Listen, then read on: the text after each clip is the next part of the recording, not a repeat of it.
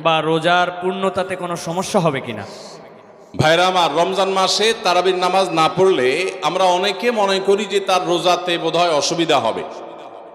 এটা সম্পূর্ণ ভুল ধারণা। তারাবি একটা ইবাদত, রমজানের রোজাটা আরেকটা ইবাদত। যেহেতু তারাবি না পড়লেও রমজানের রোজা হয়ে যায়, তাহলে তারাবি পড়ার কি আর দরকার আছে? কেন?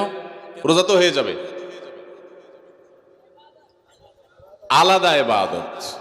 রোজা রাখা একটা ইবাদত, তারাবি পড়াটা আরেকটা ইবাদত। নবী করিম সাল্লাল্লাহু আলাইহি সাল্লাম একই হাদিসে দুটি কথা বলেছেন, মান কামা রমাদানা ঈমানান ওয়া ইহতিসাবান গুফিরা লাহু মা তাকাদ্দামা মিন যামবি। একই হাদিসে বলেছেন, মান সামা রমাদানা ঈমানান ওয়া ইহতিসাবান গুফিরা লাহু মা তাকাদ্দামা মিন যামবি।